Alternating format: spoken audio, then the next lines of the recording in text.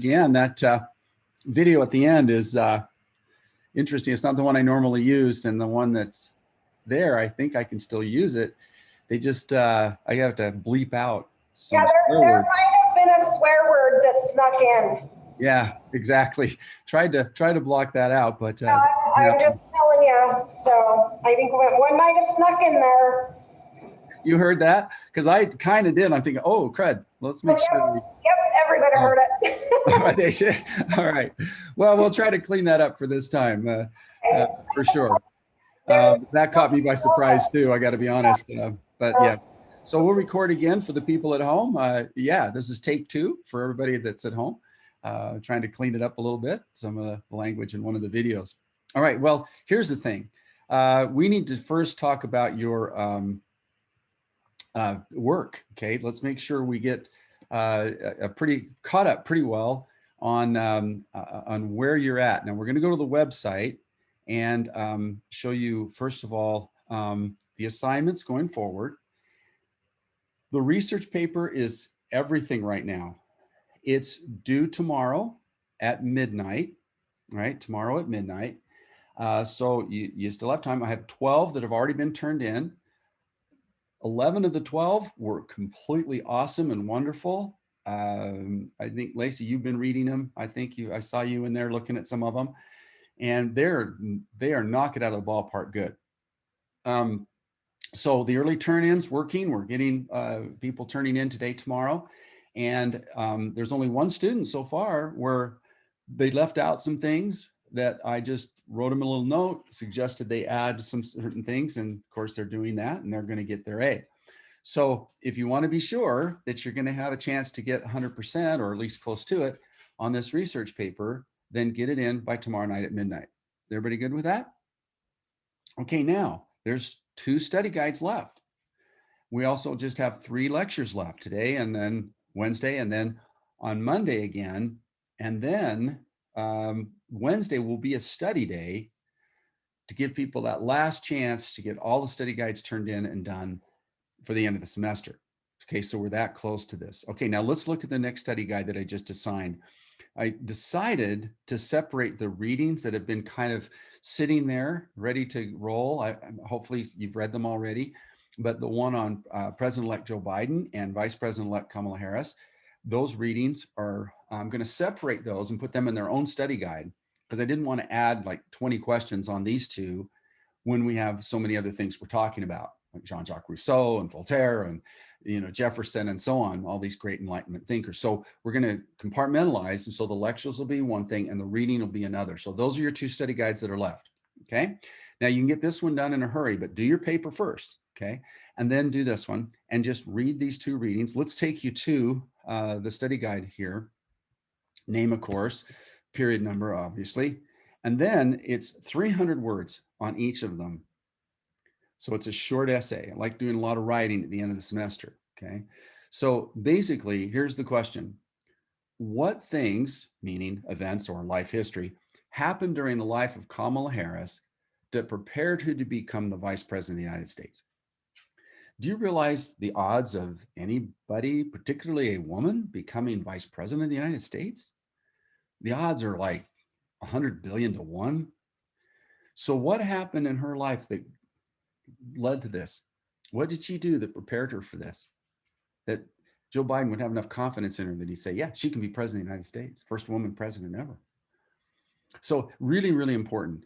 And then this one is 300 words on the same question, really, but in the life of Joseph R. Biden. This is one of the most unlikely people ever to win the office of presidency, and he did it in the biggest election in 120 years. Now, I keep saying that, so you might need to know that for the other study guide we're doing, but nevertheless, right, a huge win. But remember, he had never won a primary. He'd run for president 3 times, never won Iowa, never went past Iowa in the first 2 tries. Then he loses in New Hampshire, loses in Nevada, and all of a sudden he gets rescued in South Carolina, goes on and sweeps the rest of the states pretty much, as the other candidates just joined his team, so to speak. And he wins one of the most unlikely elections in American history, beating an incumbent decisively. There you go. So what led to that? What in his history gave Americans the confidence to give him the presidency at a time of great turmoil, essentially? All right, well, go ahead and do that one, and then we'll have one more, which we'll give you on next Monday. And then you'll have a study day, and that's it. The semester ends on that next Friday. So we're literally, quite literally out of time. All right, well, let's get to the regularly scheduled lecture here. And this is now a kind of an important phase of political science. We've got to talk about the philosophies that led to what we call our liberal society. Our liberal society means we believe in things like the vote, freedom of speech, freedom of the press, the will of the people. All these are really extremely liberal ideas because they were born at a time when monarchy ruled. Okay, so let's go see if I can jump ahead. Nope, I don't have it. Darn it, I needed a slide right there. When monarchy was the rule of the day. And these were not, open societies where your opinion, your viewpoint mattered, right? Okay, so now listen, this leads us to this moment. This is how it turned out. 306 electoral votes to 232. And this candidate is still saying he won, even as of Sunday. Never mind, all the cases against fraud have all been thrown out, sometimes scathingly, even by judges that were appointed by Mr. Trump, saying if you don't have any evidence, don't bring a case. And so as the vote count was counted and recounted in Georgia, actually Biden picked up more votes, which usually happens. If you do a recount, the person in the head mathematically might pick up even more to happen. Wisconsin, same way. So you understand the process here, right? We do the vote, then the states have about 3-4 weeks to certify, to double check, to do their math, make sure it's right. Then they present their final results, usually to the governor, who then certifies the election. Okay, all of these states now mostly have certified. And then in about 2 more weeks, 3 more weeks, about the 15th of December, the electoral vote happens. There's actually electors that go to their state capitals and vote for president. That'll happen in every state capital on the same day. Then those votes are sealed and given to the Congress, who opens them up in early January and reports the official thing. But we already know who won because we know those votes are committed, right, to certain candidates. All right, now, this was a decisive win, 80 million votes, 80 million. The biggest turnout in 120 years. And the other candidate is almost to 74 million. So it's, we're talking about 8 million plus, big win. So in 51 days, 1 hour and 28 minutes, a little less than that now, we get to put the last 4 years in the rear view mirror. The last 4 years was extremely chaotic, is the politest way to say it. It was not our best selves. And it's showing up in the essays that people are doing. We've had 12 turned in, 8 were on the president's, and 4 were on the vaccine. Knock it out of the ballpark, brilliant. But basically, the sooner we forget about the last 4 years, the better, and move on, which is exactly what Biden's doing. Biden is picking a cabinet now. He's picking his White House staff. He's got about 7,000 jobs to fill in the federal government, 7 to 10 jobs that often went unfilled in the previous 4 years. But he's doing this job of transition as effectively as anybody can. Remember, he is probably the most experienced person in Washington to ever be president of the United States. And he knows everyone, and he knows their talent, know their skills. Now, he is ruling from the center. He's not far left or far right, right? He's ruling from the center where people are comfortable. And that's why he won, because people want what we call, listen to this carefully, a return to normalcy. We want normal.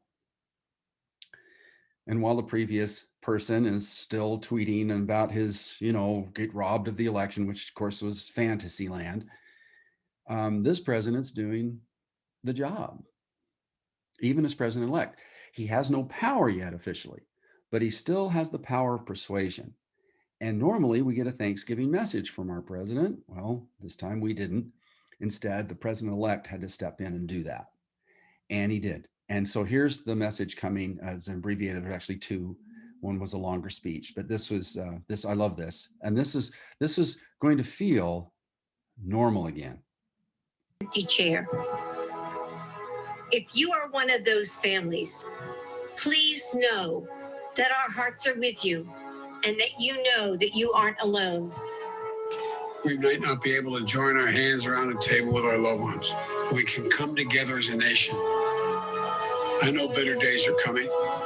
I know how bright our future is. I know the 21st century is going to be an American century. History has shown, and all of you have shown, that there's nothing we can't do if we do it together. We are so grateful for all of you. From our family to yours, happy Thanksgiving. God bless you. Wow. Okay, so that's what normal feels like. That's what we expect from our leaders. That's what we expect from our president. It's a unifying message. There are some people that don't want to be unified. But you know what? We need to be, especially given everything that's happened. Our hospitals are slammed. We have 90,000 people in hospital beds right now. That's more than the entire casualties by the United States in the Battle of the Bulge, the biggest battle we fought in World War II. We're in a battle and we have to do our part. The University of Utah is slammed. They're talking about opening up an event center to add hospital beds, but there's no staff. So even if they put the beds there, there's no staff. So we have to do our part to stop the spread, wear masks, socially distance, do what we can to get through these rough times. And it's nice now to have a president-elect who, frankly, knows how to set the example and live by that example. And it really, truly honest person Joe Biden is, and his wife is amazing. And really, it's like our grandparents now, my grandparents, great grandparents are now kind of putting us straight and trying to return us back to what we would expect normally to be an administration of government, right? So this is a great moment, and his win was astounding. And now I'm trying to think, okay, so we have these parallels in history, obviously Jackson, Nixon, Trump, kind of compare those, Hoover, but who do you compare Joe Biden to? Well, it's pretty early to tell, but one of them may be this guy here, James K. Polk. Now, James K. Polk, here's my belief. Okay, you ready? I believe Joe Biden will probably just serve one term. At his age, I think he's telegraphed that. If he feels he has to run, I'm sorry about the dog here. We've got somebody at the door. Let me shut this door here.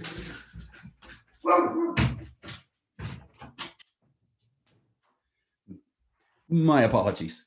He's a cutie, but he guards the house very, very effectively. But at any rate, so I apologize for the barking in the background. But nevertheless, James K. Polk came to the presidency between Andrew Jackson and Abraham Lincoln. And he had his own agenda. But he basically told the country, I'm only going to run for 4 years. I'm going to go serve for 4 years, and that's it. I'm going to get everything done in 4 years. And I'm not going to go through, every little thing. But what he did do was make it possible for Joe Biden to win this election. Way back in 1847, 1848. How? He expanded the country. He added more territory than George Washington and Thomas Jefferson and William McKinley. He basically doubled once again the size of the United States. First of all, he comes to office with the slogan, 54-40 or fight. Basically, he was willing to go to war against Great Britain to take the Northwest Territories, which was Oregon, Washington, and Idaho in our history, but British Columbia in Canada's history. Well, it didn't end up in a war. It ended up in a negotiation, which I think he knew was going to happen all along. And we split what's called the Oregon Country. I'll show you a map here in a minute. Then he does what no other president wanted to do before him, and that's annex Texas. Texas had fought a war against Mexico and had won their independence, and they were not allowed into the country because allowing them would add, who knows how many extra slave states, as big as that thing is, and that would blow the country up into a civil war. Well, he's going to add Texas, and guess what? 20 years later, we have a civil war. So you could really chase the Civil War right to this moment. But then he goes on and he goes further. He literally picks a war with Mexico, picks a fight. He sets the stage, sets it up, and he goes to war against Mexico. The bottom line of the James K. Polk presidency in 1847 105 electoral votes for Biden and 48 for Trump. Let's explain. Let's look at the map. This was the United States before James K. Polk became president. We had just bought Florida from Spain, right? Most of the territory in the United States, we got from Spain. Even the Louisiana Purchase was in Spanish hands. It had been in French hands, then in Spanish hands. And then Napoleon, in the Wars of Napoleon, took over Spain, and then he takes that land back and sells it to Jefferson, Madison, and Monroe. And so that's the Louisiana Purchase. So all of this area here is the Louisiana Purchase. But this was the United States. Notice what we don't have. We don't have a country that goes from sea to shining sea. Can you imagine what the United States would be today without a Pacific coast? The major economies of the world now are in Asia, and we wouldn't be on that ocean front. So we wouldn't be an Asian Pacific power. This was kind of a big deal. So when he goes 54-40 or fight England over this area called the Oregon Country, England and the United States sat down and negotiated an extension of this line, which was negotiated by John Quincy Adams. In fact, John Quincy Adams had also done the treaty that divided Mexico from the United States at the time. John Quincy Adams was one of the most important people in our history, despite being beaten by Jefferson as Secretary of State. There was nobody ever finer and more important. He got Florida, for example. But at any rate, as we look at this map, they just split the difference along the John Quincy Adams line. And we got 3 states out of it: Washington, Oregon, and Idaho. Then, of course, he annexes Texas, which was about this big at the time. And then by expanding the border of Texas, pretending it actually went to the Rio Grande River when it probably didn't, he started a war. And the war was called the Mexican-American War. In that war, we have some famous Utah people, the Mormon Battalion, which became part of this war. They joined up here and attacked Santa Fe and came down to San Diego. I'll show you their march in a second. At the same time, the Mormon Trek is going on. The Church of Jesus Christ of Latter-day Saints had been basically tossed out of their home in Nauvoo, Illinois, and were basically moving across the plains as the war is going on. So this is all happening at the same time. And the place they were heading to was Mexico. Here is Salt Lake City. Here's where you live, right here. Bienvenido a Mexico, because it was part of Mexico. James K. And by the way, there were settlements all the way through Texas, through New Mexico, through Arizona, through California, and they were even, exploring Utah for more settlements. So this was basically northern Mexico territory. And what happens is this: everything changes. And I love this map because it shows the territorial expansion and how we added states one by one by one. Won't spend too much time on this, but here's the Louisiana Purchase ready coming up. There you go. Here is now the James K. Polk presidency. 1, 2, and 3. Okay, so there you go. And that's why, of course, we have such a huge Latino population in the American, especially American Southwest and in Florida. Why? Because it was all part of Spain and then Mexico. If you're Mexican living along the border, your ancestors got there first and were there for a long time before this war started. As early as the early 1700s. If you kind of take a look at this, there's a phrase in the Latino community down here. Basically, we didn't cross the border crossed us. And according to the Treaty of Guadalupe Hidalgo, which ended this war, any Mexican national who lived north of the border could become an instant American citizen, and did. That was part of the treaty. So there was a large population that was already here, which is only going to grow and expand over time. And the fact that they have lots of family further south is important to know. And as a result, that leads to these demographics. And so this whole thing, this whole election may have been decided by James K. Polk. And James K. Polk, while a one-term president, is one of the rare one-term presidents that kind of floats to the top in terms of achievements. Now, it's a good thing he retired after 4 years, because he died of exhaustion a year after he left the presidency. So maybe he knew that he could only go 4 years because he was a workaholic, complete workaholic, and left it to others. All right, well, here's the thing. Notice that because of all of this, the percentage of white population by 2050 will be down below 50%, well before 2050.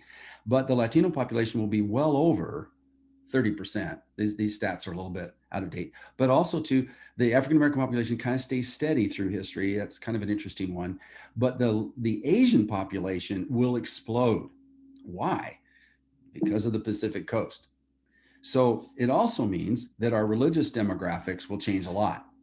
The United States is the fourth largest Catholic country in the world, right?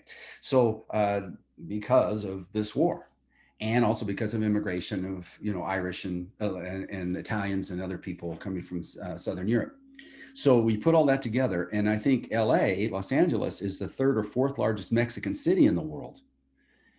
All of this area, before the pioneers ever arrived, before this war ever happened, was not just being explored, but there were active trails going from Santa Fe, where a lot of people live, into Colorado, right? A lot of Latinos lived in Colorado. And then you go along this trail to get to Los Angeles, and it's called the Old Spanish Trail, and it was pack mules, right? So they were taking goods from Santa Fe to LA and back again.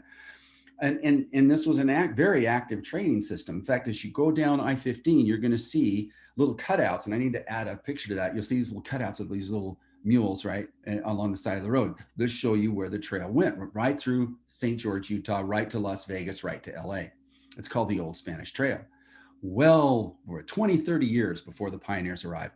California, same way. By the time this war takes place, they have built missions, Catholic missions, all the way up well past San Francisco. And if you're a California student, you actually in third or fourth grade have to go to visit one. You get to run around and play and have a good time. But then you have to do a report on one of these. My favorite is San Juan Bautista. It still looks like it did maybe 200 years ago. Love that place. Some great restaurants there nearby anyway. Never mind. It means that in the whole Southwest, you're going to have a huge Latino population, the majority in New Mexico, Arizona growing to majority. Same thing, Florida, same thing. We're looking at some others, but California especially. But here are the battle lines of that war. The Navy landed here, Marines landed, biggest battles were fought in Monterey. Kearny and the Mormon Battalion, they took Santa Fe, marched along here and ended up in San Diego. Many of them actually then went up and participated in the gold rush before coming to their new home up here in the Intermountain West. So it's quite a story. It's a famous one. It's the longest infantry march in American history, and it's heralded in military history. All right. Well, now I'm not going to go into much of the details here, other than to tell you that that these things make a difference, and it makes a difference in the demographics. Again, we didn't cross the border crossed us. And if you look at the voting map, all right. In fact, let's go back to the top. And show you the Electoral College map of this particular election. And I apologize, I should add that. But these are the James K. Polk states: New Mexico, Colorado, Utah, Arizona, Nevada, California, Oregon, and Washington. He also added Texas. But look at these electoral votes. Can Biden win the presidency without these states? No, absolutely not. Now, here's what you have to understand. The culture of the West is very different than the culture of the South. And while Utah may vote Republican, it's not voting for the same cultural reasons as Mississippi and Alabama. It's different. And while there are big changes going on in the South now, as we see with Georgia and Virginia flipping from red to blue, and in the North, they're kind of flickering one color or another, the West is the bedrock of the Democratic Party. Without California, Oregon, and Washington, Colorado, New Mexico, Arizona, and Nevada, Democrats don't win. But with it, they can win 306 electoral votes. Now, James K. Polk then was a game changer, and he'll go down in history as one of our great presidents for sure. And but he was one who did serve just one term and did great things. Now, listen very carefully. This now is important. His war with Mexico was not really all that popular with certain people. One of them was Abraham Lincoln, who was in Congress at the time, and he opposed the war, thinking that if you add all this territory, the country's going to blow up into a civil war, people. Do we want that? Is it worth that? Also, too, there was this guy. Now, write his name. Well, don't write his name down, but memorize his name, right? Because you're going to see it again. And it's Henry David Thoreau, who's kind of the American version of a guy we're going to talk about next, and that's Rousseau from France. Basically, Henry David Thoreau was an author, writer of very high renown during that time period. And he wrote a book called Civil Disobedience. And he says in this book, here's the most famous quote. You ready? Injustice anywhere is a threat to justice everywhere. We are caught in an inescapable network of mutuality tied in a single garment of destiny. Whatever affects one directly affects all indirectly. You think about wearing that mask. A decision to wear a mask is affecting all, either directly or indirectly. Either you're showing by example what to do, or you're actually keeping the virus from spreading, or encouraging others to do it. We are caught in this together. The entire world is caught in this inescapable network of mutuality, tied in a single garment of destiny. We either get through this as a world, or we don't. And so his words are really, really powerful. But let's talk about his book now, Civil Disobedience. It's kind of how we've learned to define the First Amendment, the right to assemble, the right to free speech, and so on. Because he opposed this war that Polk was picking against Mexico. And he literally was picking a fight. He wanted to take this land. He tried to buy California when Mexico wouldn't sell. He's then going to send an army to take it. Okay, so the big prize, of course, was California. But he said, no, this is not right. This is a stronger power picking on a smaller country, right? On a less powerful country. It's basically imperialism. You're just doing what the British have done, the French have done, and everybody else has done. Imperialism, right? So how do you stop it? Okay, well, here's what he came up with, civil disobedience. First of all, there was a tax required to pay for this war.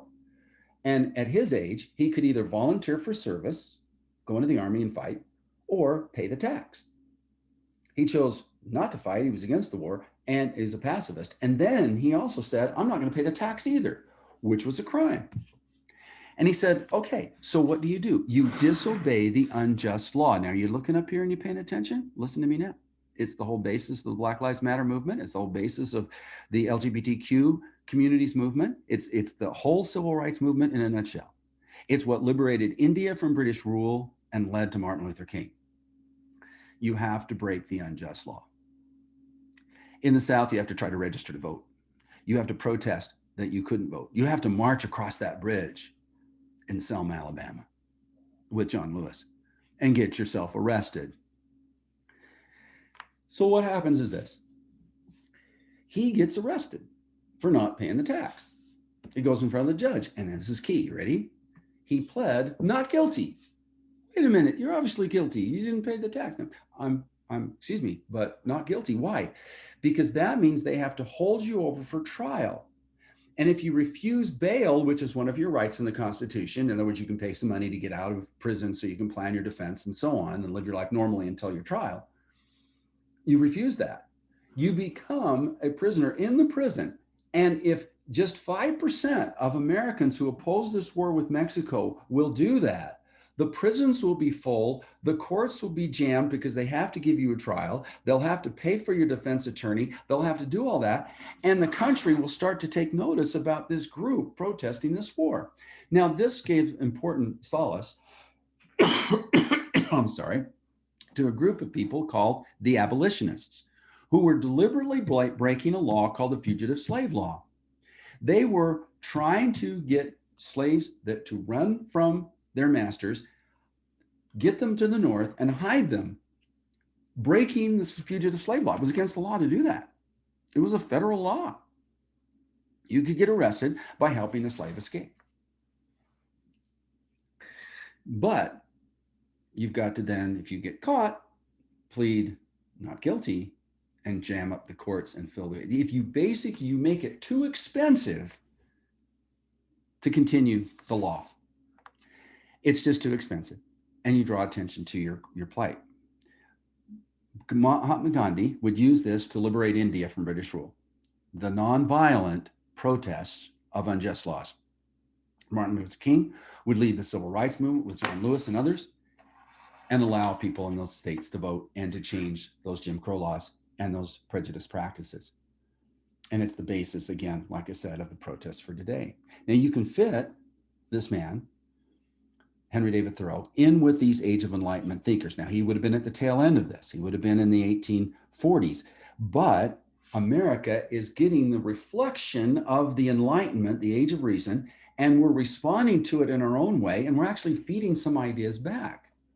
We talked about Hobbes, we talked about Locke, we're talking about Jean-Jacques Rousseau next, we've talked about Voltaire, we'll talk about Montesquieu, Beccaria, and Marx, and others.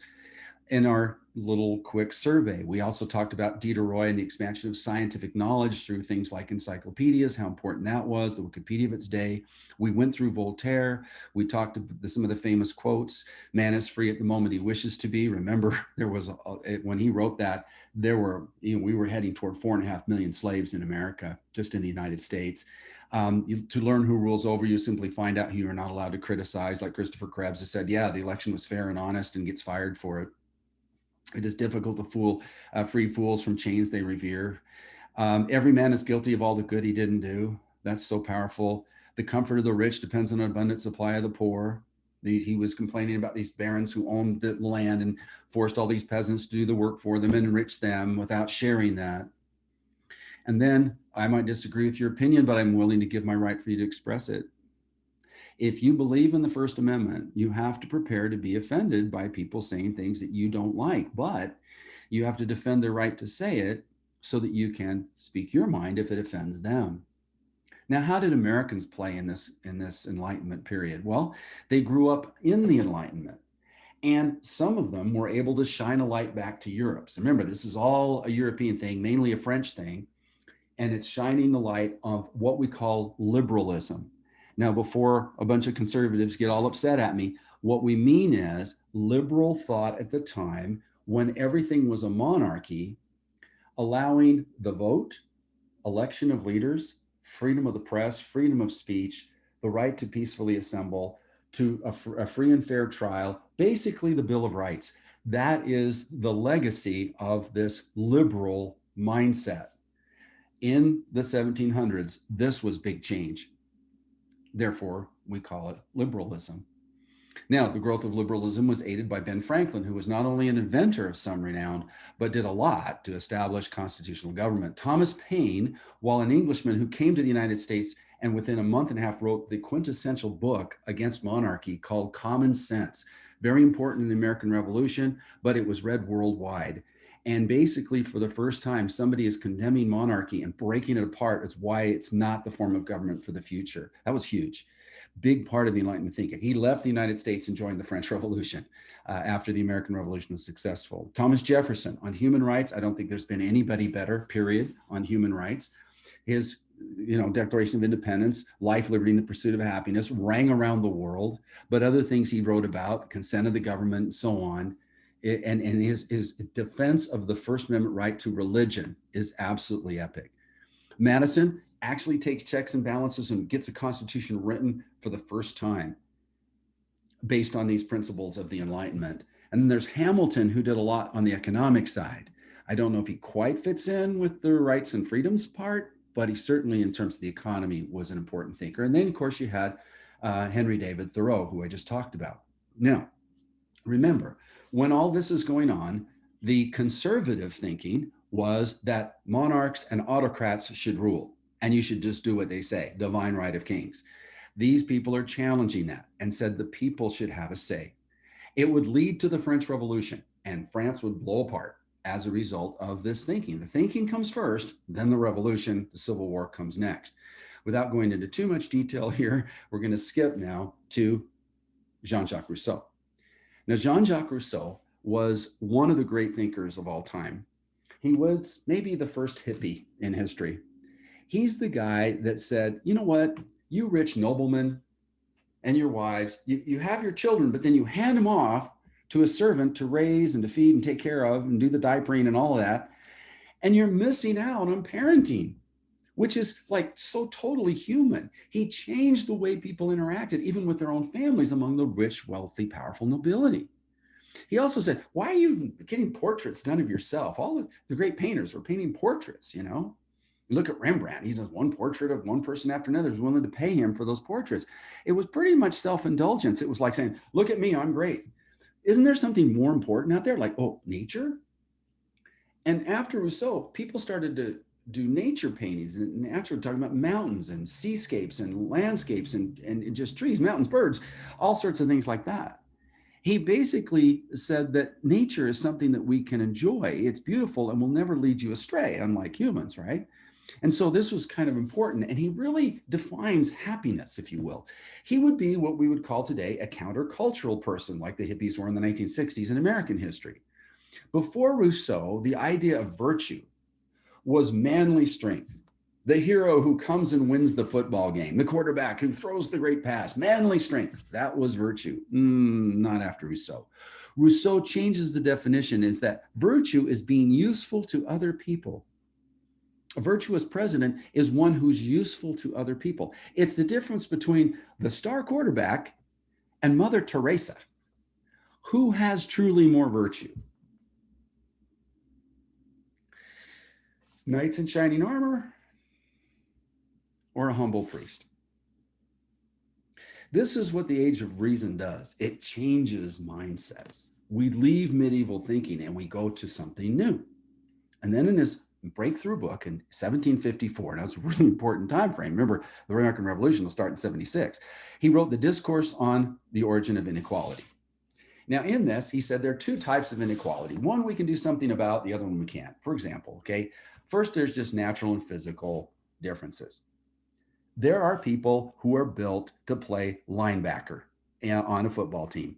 They've got the physical build, the strength, the ability, enough speed that they can play that position. But you give me any linebacker in the NFL and put them out on a triathlon course and they will fail. People are different. Average triathlete weighs, between 160 and 170 pounds. In fact, the Ironman in Hawaii has never been won by anybody that weighed more than 178 pounds. Why is that? It's physics. You can't ride a bike up a hill and you can't run as fast if you're a linebacker. Not for 17 hours, you can't. So people are built differently and can excel at different things. That's just nature, he says. That's just nature. That's different. The difference between men and women. The physical strength, that's nature. But what we're talking about in that all men are created equal is ethical and political equality. People should be equal under the law. They should be equal in terms of the ethical treatment. So then he gets into this, well, then if this is what it should be, if all men should be created equal under the law and whatever, then why are some people, the law makes them slaves, and why some people are really wealthy for doing no work? He basically then throws in this line here, and I'm not going to read the whole thing because there's so much here and we don't have time for it, but here we go. Ye are undone if you once forget that the fruits of the earth belong to us all and the earth itself to nobody. You can't own the earth. It's preposterous. He was pulling this from Native American culture. They didn't own land. They were temporary custodians of the land, which is all any of us are. By the time we molder in the grave, whatever we've built up in terms of property, you can't take it with you. The world belongs to everybody. And so the fruits of that work belong to everybody too, that's willing to lend a hand and be a part of the effort. He's basically redefining economics, but he's also talking about the social contract. Now listen carefully, because Rousseau's really deep. He popularized man. He said, this is the thing. Man in the state of nature was essentially good. And he points to those Native American tribes, those Aborigines who are pre-civilization, and how you can live happy in that situation. Nomads are happy. People living in the remote jungles of the Amazon basin in a traditional lifestyle are happy. Why are they happy?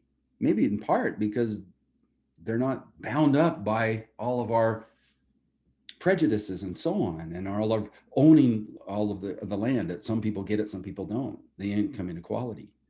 And then he adds this: what differentiates man from the animals? Basically, he says the ability to choose. He talked about that man has free agency. We can choose good or we can choose bad. We can choose to wear a mask or we can choose to not to. It's our choice. People have choices. Animals don't. They work on instinct, right? But people have a choice. And one of the choices they can make is compassion. You can be Mother Teresa.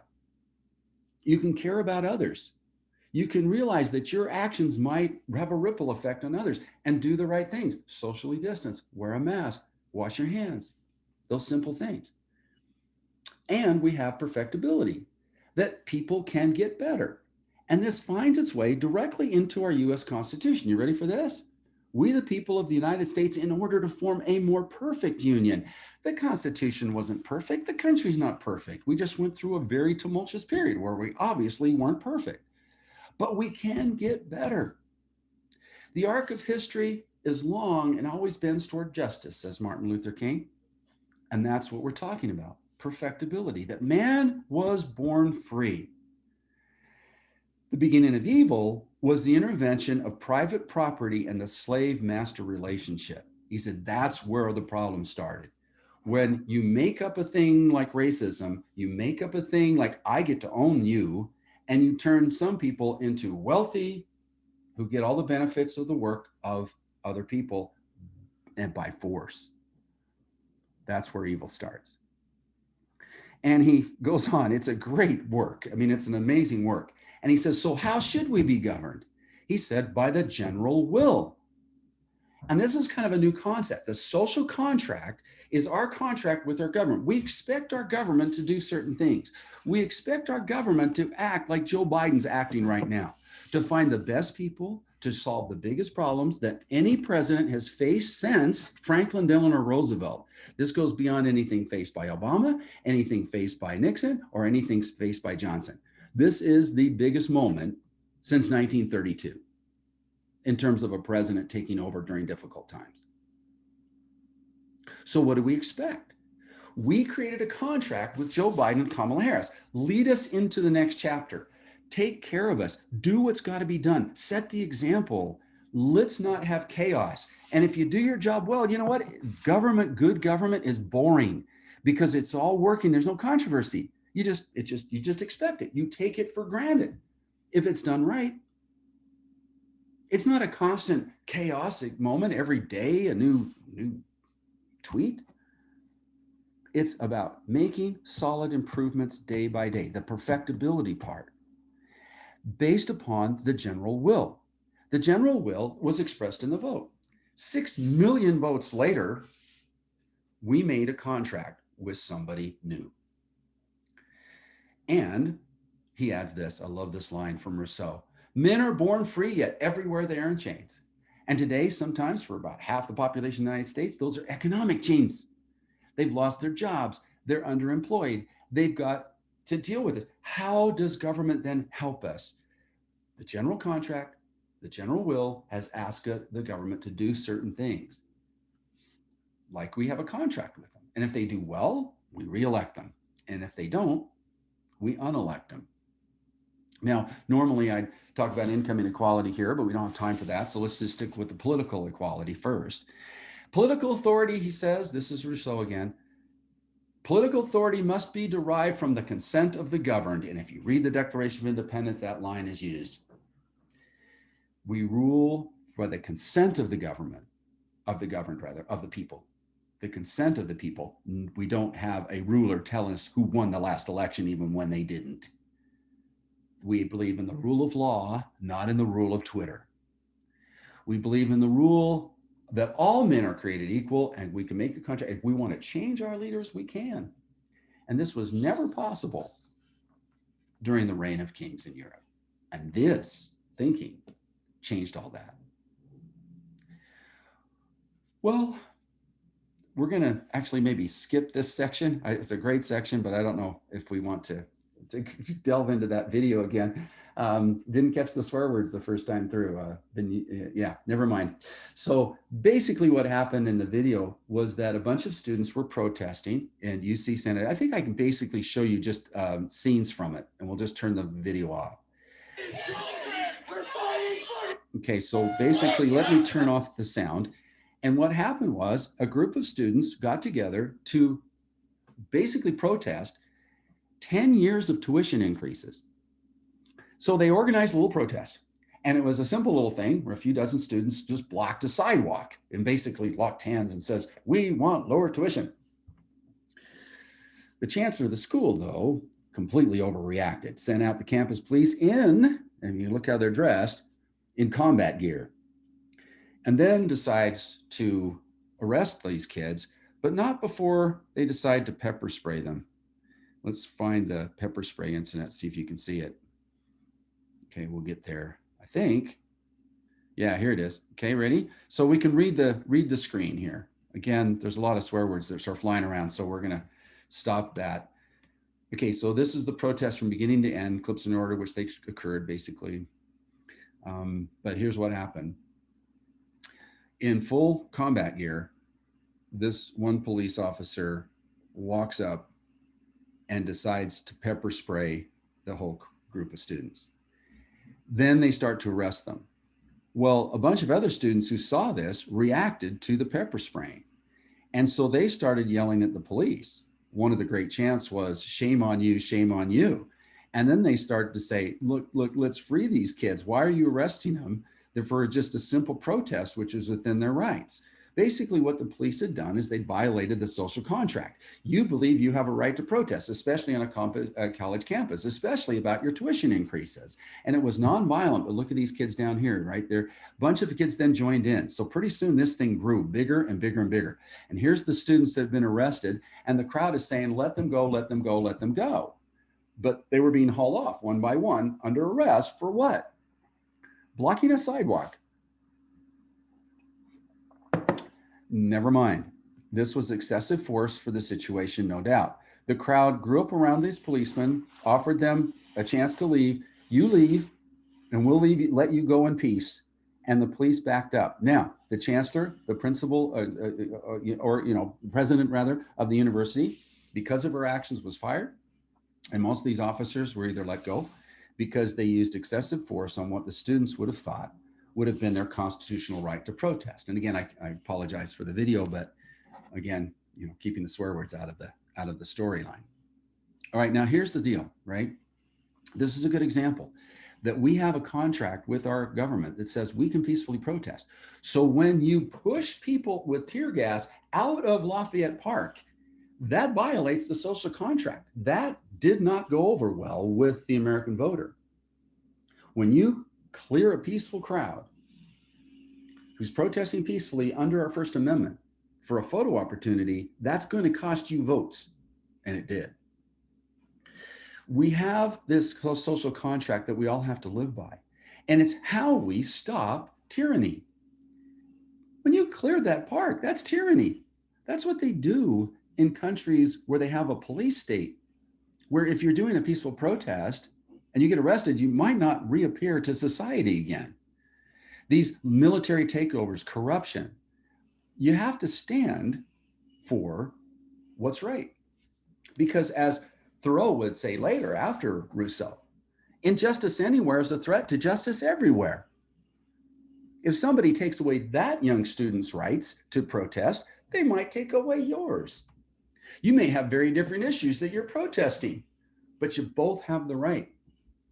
It's part of the social contract. We are caught in an inescapable network of mutuality tied in a single garment of destiny. What affects one directly affects all indirectly. That's why when we see families who are not Americans, but were separated at the border, we have to speak out against that. Or that could happen to our families. It's tyranny.